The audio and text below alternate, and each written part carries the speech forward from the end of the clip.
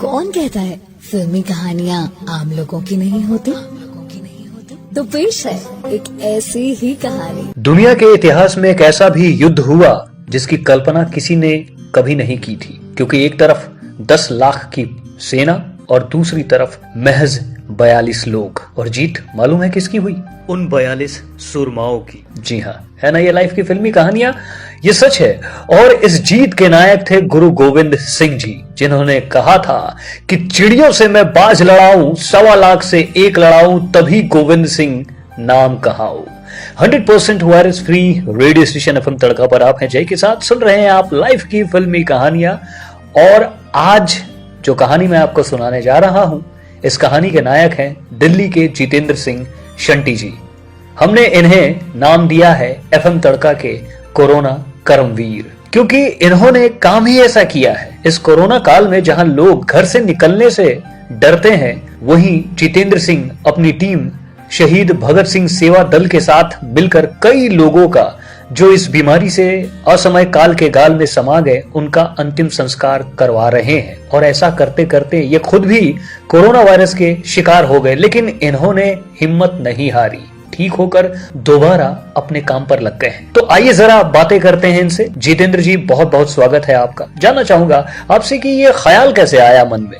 किसी भी काम करने का जुनून होता है इंसान को जीवन में, और वो जुनून की कोई सीमा नहीं होती। भगत सिंह ने ग्रेजुएशन के बाद ये कहा था कि सब निकले इस देश की खातिर, बस इतना अरमान है। और उन्होंने फांसी के फंदे को चूम के गले में डाला। वो चाहते तो वो भी शादी कर सकते थे, बिजनेस कर सकते थे, राजनीति कर सकते थे, लेकिन जुनून था। गुरु गोविंद सिंह जी ने इस देश की खातिर अपने पिता को वारा, 4 साहिबजादों को वारा, अपने आप को वारा, वंश को वारा। ये जुनून था एक। और हमारे अंदर जुनून 1995 से है। शहीद भगत सिंह सेवा दल के माध्यम से दिल्ली में कोई भी लावारिस बॉडी ऐसी न रह जाए जिसको कि लकड़ी के इंतजार रह जाए, या कोई गरीब व्यक्ति लकड़ी के लिए गद्दर की ठोकरें ना खाए। 1995 में एक ऐसे व्यक्ति को लोगों की जली हुई लकड़ी के टुकड़े उठाते देखा था, जिसके जवान पुत्र की मृत्यु हो गई थी दिल्ली के निगमबोध घाट पे। उस दिन मुझे महसूस हुआ था कि ये राष्ट्रीय राजधानी, यहाँ पे लोग करोड़ों रुपए के मकान में रहते हैं, शादी पे करोड़ रुपए लगाते हैं, कार में चलते हैं करोड़ रुपए की, लेकिन उसी दिल्ली के अंदर जब कोई डेथ हो जाती है तो उसके पास लकड़ी के पैसे नहीं है।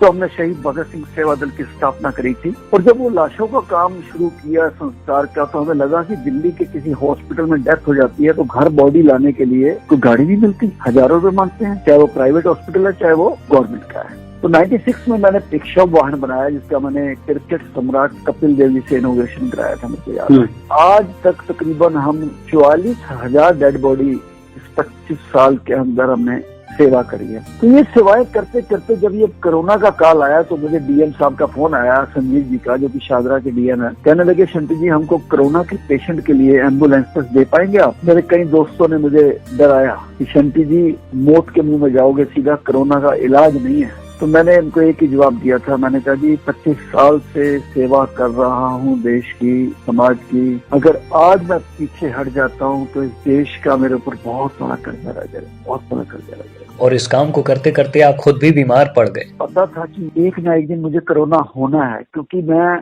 लाशों को अपने हाथों से उठा रहा था। लेकिन मुझे ये नहीं पता था कि शायद इसकी सजा मेरे परिवार को भी मिलेगी। और मेरे दोनों बेटे मनीष पाल सिंह, जोतजीत सिंह, मेरी मिसेज, इवन मेरी मेड, मेरा चौकीदार, 7 लोग हम आपस में क्वारंटाइन हुए। उस दिन मेरे मन में एक बात जरूर आई थी। गुरु गोविंद सिंह जी जिन्होंने 4 साहिबजादे निछावर किए थे, मैंने कहा, अरदास करी मन में, मैंने कहा, हे गुरु गोविंद सिंह जी, आपने 4 साहिबजादों को निछावर कर दिया देश में। मेरे अंदर शक्ति नहीं है कि मैं अपने दोनों बेटों को न्यौछावर कर सकूं, लेकिन वो अब घेरे में आ गए हैं। तो परमात्मा आप रक्षा करना, हमको इस काबिल करना कि हम देश की सेवा और करें। लाखों लोगों ने हमारे लिए प्रेयर करी है देशों विदेशों में बैठ के।